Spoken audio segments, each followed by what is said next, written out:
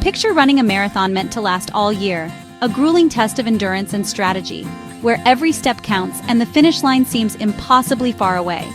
But imagine the surprise and excitement if you crossed that finish line in August, 4 months ahead of schedule, leaving everyone astonished at your speed and determination. That's exactly how the Nigerian government described its financial achievement on September 4, 2025, drawing a vivid picture of unexpected success. President Bola Tinubu's administration proudly announced that Nigeria had not only met, but surpassed its annual revenue target months ahead of time, promising to finally end the country's long-standing cycle of borrowing from domestic banks to stay afloat.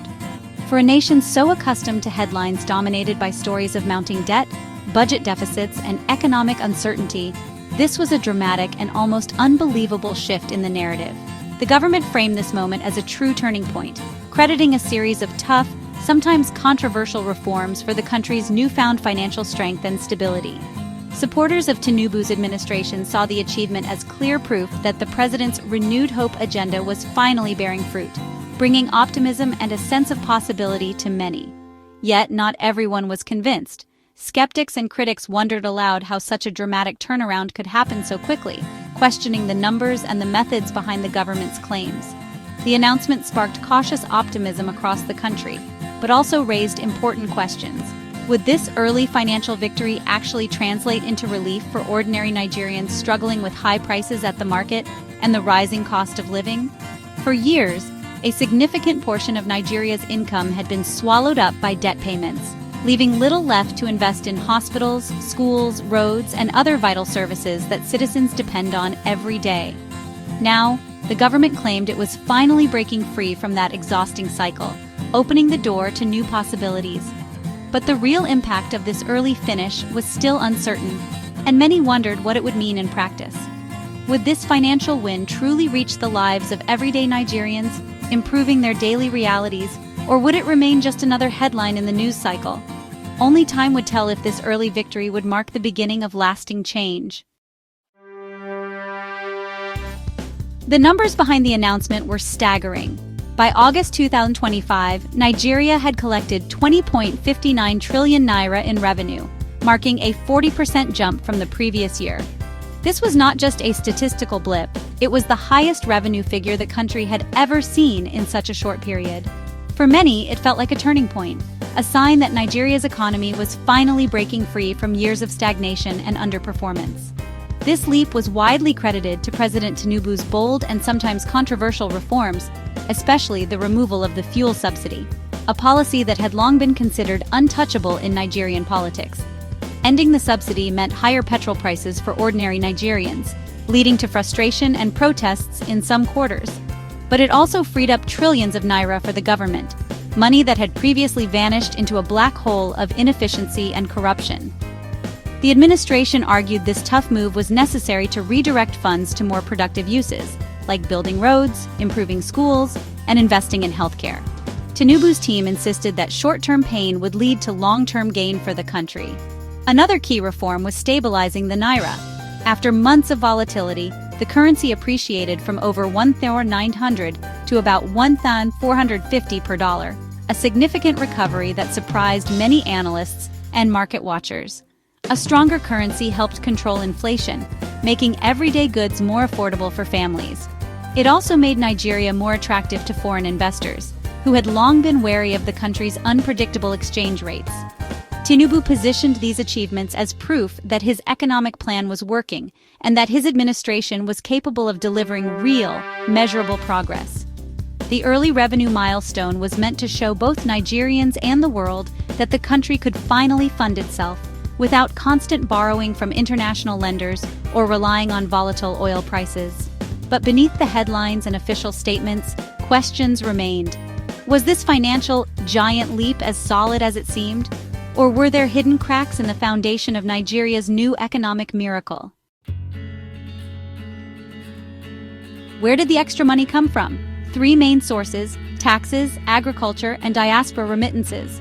The new Nigeria Revenue Service used technology to widen the tax net, making it harder to evade taxes and easier for small businesses to comply.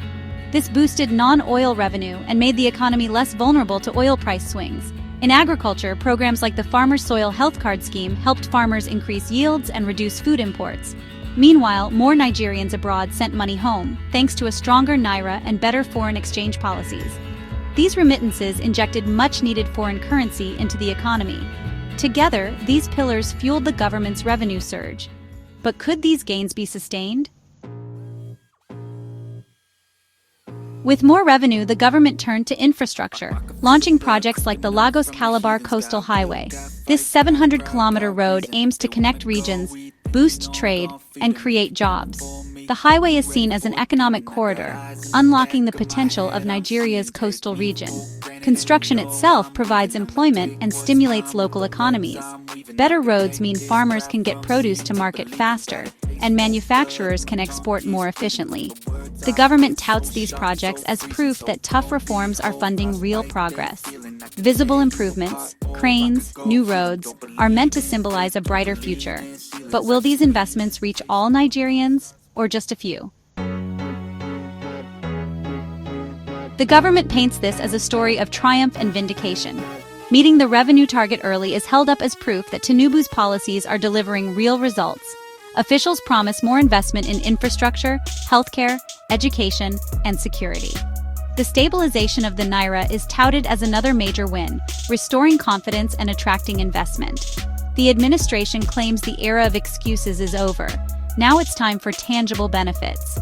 Ending domestic borrowing is the centerpiece, symbolizing fiscal discipline and self-sufficiency.